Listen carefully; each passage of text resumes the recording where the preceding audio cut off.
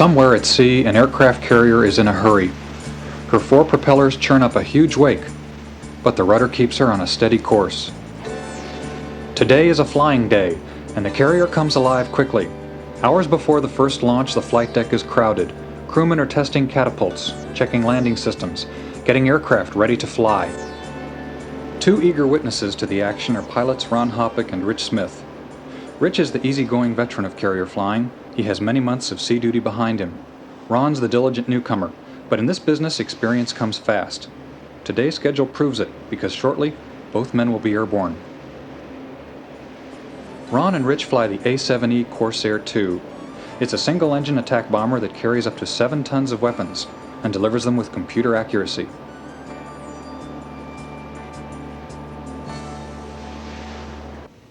For air crews, the flying cycle starts in the squadron ready rooms. Here they're briefed by the Air Wing Intelligence Officer on closed-circuit TV. He discusses general items like weather and the ship's location, and assigns missions to each of the carrier's 10 squadrons. Now it's Ron's turn to brief, because on this flight he's going to lead a formation of 2 A-7s. He outlines formation and navigation procedures with the other pilots, and especially with Craig Himmel on his left, because this morning Craig will be his wingman. Less than an hour until the launch, and the flight deck activity has hit high gear. This includes loading practice bombs on the A-7s. They're not explosive, but they do have smoke charges, so they're carefully checked.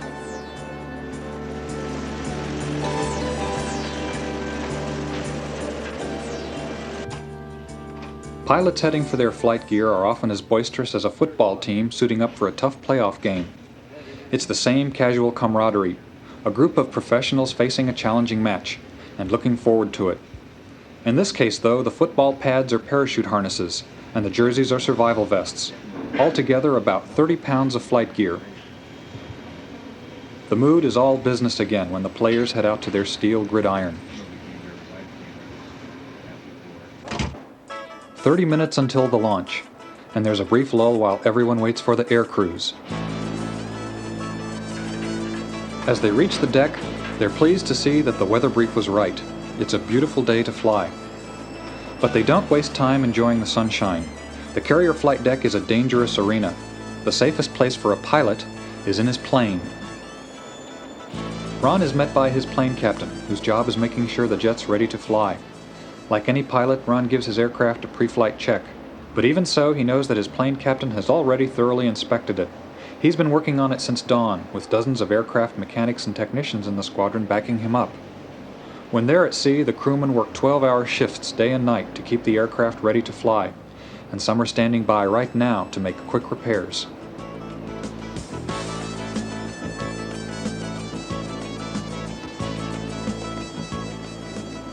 High-pressure air from a starter unit gets the jet engine spinning.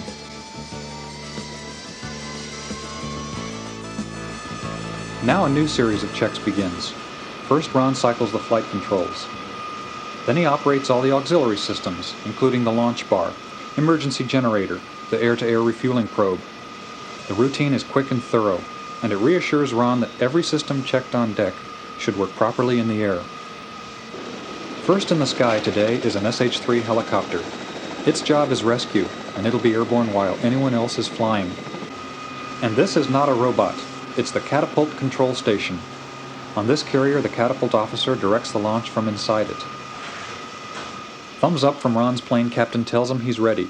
The salute means thanks for a job well done. And this means get set to taxi.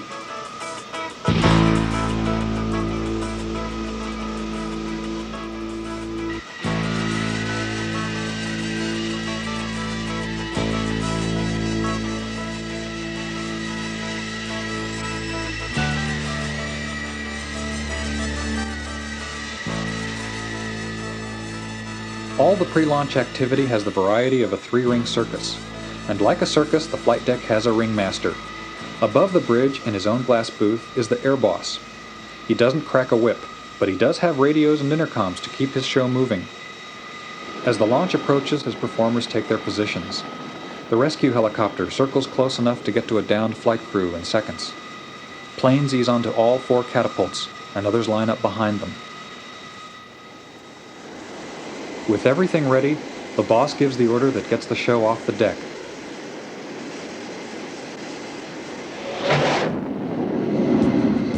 Now the flight deck tempo becomes a disciplined hustle.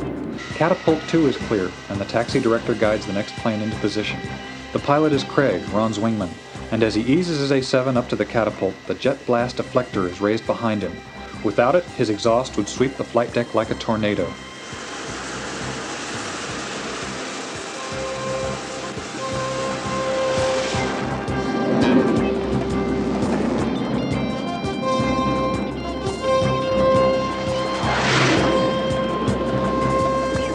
In seconds, Ron is on his way to a catapult, while several acrobatic technicians give the plane a final check. He doesn't notice. His eyes are locked on the director. Inside the catapult control station, the CAT officer supervises the show. He'll be pushing the launch button, so he makes sure the plane's launch bar follows the groove that guides it into the catapult shuttle. Ron's last signal: full power. The salute says, "I'm ready to fly," even if Ron is still amazed that a 300-foot runway is long enough for a 17-ton airplane. In just a few heartbeats, the catapult proves it again.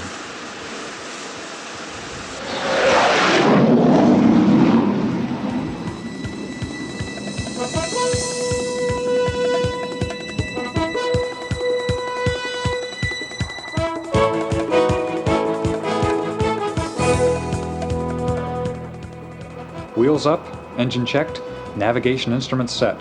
Ron's ready for the mission.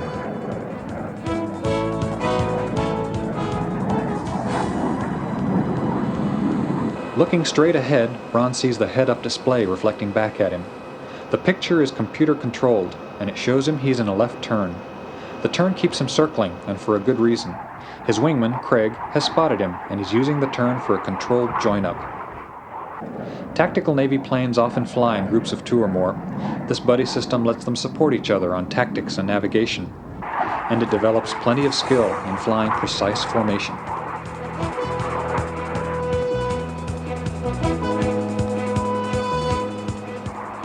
A broad blue sky is a thrilling highway. The pilots savor it as they proceed on their first mission. The assignment: long-distance navigation. They must fly to a distant destination without using any outside radio aids. No problem for the Corsair. It has an inertial navigation system that constantly tracks its own position, and when the pilot keys in a destination, it tells him how to get there. When they reach land, Ron radios Craig that they'll simulate a threat from enemy fighters. For Craig, it means pulling away to a wider position. This puts eyes to the rear, where an attacker would probably come from, because now each can see behind the other.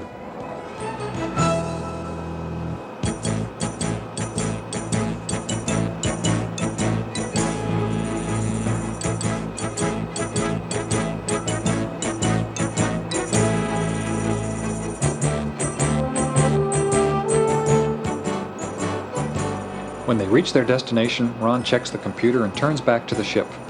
At the coast, he signals Craig to detach. They'll be doing the next mission separately. Over water, their roles change to bad guys. Their goal: find the carrier with radar and attack it, without being intercepted by the good guys, the fighters. But Ron's already been spotted. An F-14 fighter has simulated shooting a missile, and he'll try again from behind. Ron starts a defensive move, but chances are it's too late. If the F-14's done its job in a real fight, Ron would be riding a parachute by now, if he were lucky.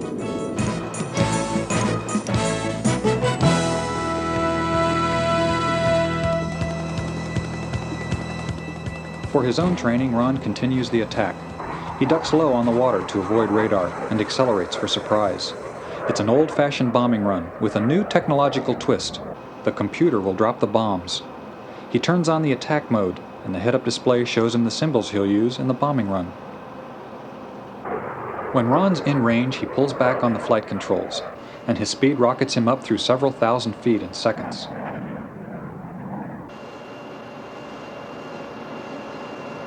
As he rolls level, the plane enters a dive, and he changes his target from the carrier to a point in the wake well aft. That's where he'll drop the practice bombs. He guides a head-up display symbol on top of his aim point and signals the computer to memorize that spot. Now the computer gives the directions. It calculates wind, speed, and dive angle and tells Ron which way to steer. At the right instant, it drops the bombs.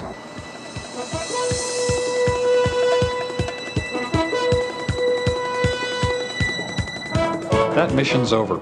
Ron is a good guy again, and he circles back to the ship. A carrier's outline is bold and distinct, and her aircraft form a sharp, purposeful pattern against the gray deck. To a carrier aircrew, there's not a prettier sight in the ocean. When the flight joins up again, Craig takes the lead, and the pilots prepare for homecoming by dropping their tailhooks, the proud and unique gesture of carrier airplanes.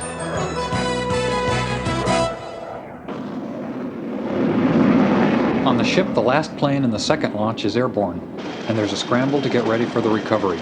This is also the Air Boss's domain, and one of his concerns is the landing lens. It's located on the left side of the landing area, and pilots watch it during their approaches for guidance to the precise touchdown spot. If they come in too high, they'll see a yellow light, nicknamed the ball, rise above a row of green lights. If their approach is low, the ball will fall below the green lights. The solution is obvious, but not easy. Fly a glide slope that keeps the ball centered. A special audience is gathering for the recovery, the landing signal officers, or LSOs. While Craig leads the flight over the ship and into the landing pattern, the LSOs station themselves on a platform near the landing area. Their job is critical. Make sure every approach is safe. Craig starts a sharp turn back to the ship, which slows him enough to drop his landing gear. Flight deck attention starts to focus on him when he lines up behind the carrier. Most interested are the LSOs. The hook catches, and the flight's over in 300 feet. Over but not forgotten, the LSOs give it a grade.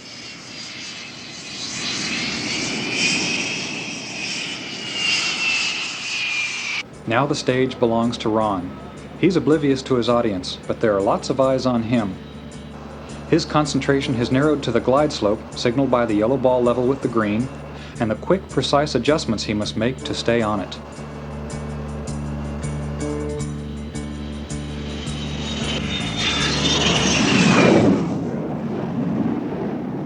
Some call it a controlled crash. Not a bad description. How well it was controlled is judged again by the LSOs, and the grade goes in their famous little book. As Ron taxis towards the cluster of planes on the bow, the thick steel cable that yanked him to a stop is reset. There are 4 of them connected to huge arresting gear engines beneath the deck. They reset quickly, but if the next plane arrives too soon, the LSOs give him a wave-off signal. He jams his throttle to full power and circles around for another approach.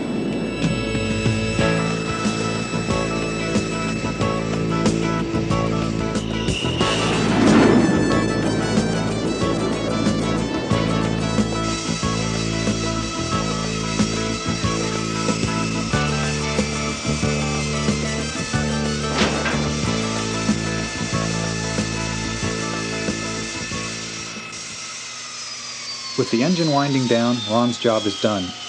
He gets ready to give the jet back to the plane captain, while the last plane in the recovery gets lassoed to a stop.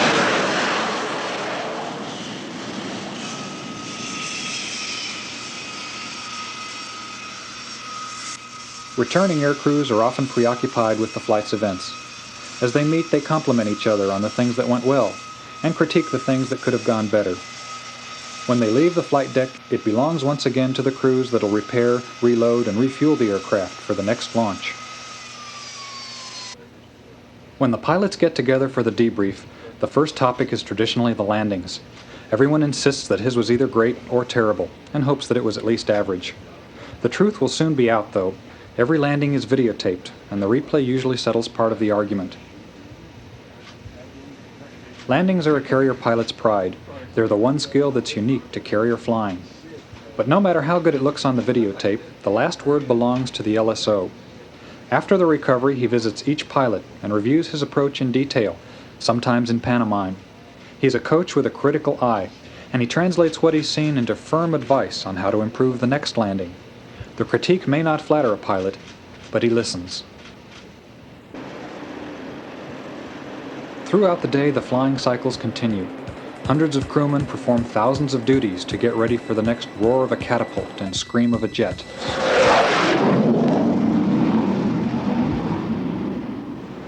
In most places, this means end of the day. Wrap up the job, head home. But to a working carrier, it just means it's time to turn on a few lights. The flight deck action doesn't slow down a bit. For Rich Smith, suiting up for a night flight is pretty much routine. But unlike daytime, the mood is subdued. Night flying is different. Darkness hides easy clues to altitude and distance and orientation. Technology makes it safe. Nevertheless, he and his wingmen know that tonight's mission will demand their full attention, and they anticipate a night landing as a key test of their carrier flying skills. The dim glow of a few island lights is all that welcomes the air crews to the flight deck. But there's the same job to do, and it starts again with pre-flight inspections of the planes. It takes a lot of faith to follow taxi signals when a pilot can't see the side of the deck, but it takes the most faith to follow this one.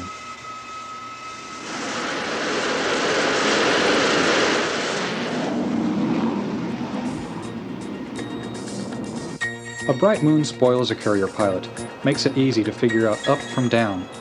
But tonight, Rich ends up under clouds. As he performs his mission, his best friends are his instruments.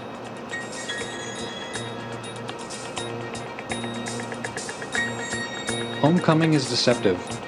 A few red lights are the only clues that there's a carrier below. But at recovery time, the air boss orders the landing lights turned on, and the reassuring outlines of the landing area and the lens are etched in the blackness. First in the landing parade is an F-14. It's the same challenge as daytime to fly on the center line and keep the ball centered. The difference? Those are the only clues.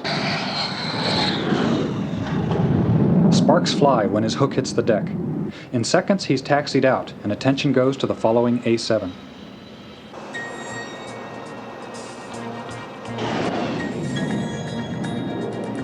Now it's Rich's turn.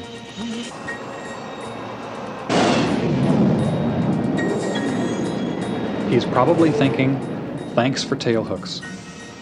He doesn't take a deep breath, though, until he gets this signal. You're home, and you're tied to the deck. Shut her down.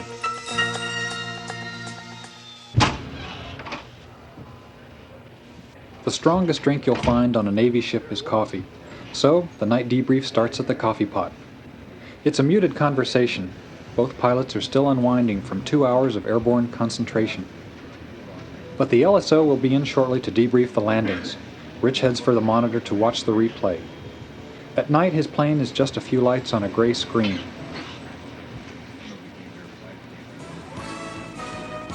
Not bad. The LSO should like it. But even as the thrill of the flight wears off, the satisfaction lingers. Satisfaction at contributing your best effort to the special business of going to sea. And it doesn't stop. The night crews are already moving the planes for tomorrow's first launch, and the carrier is steaming for waters where there are new missions for the men and the aircraft of the Tailhook Navy.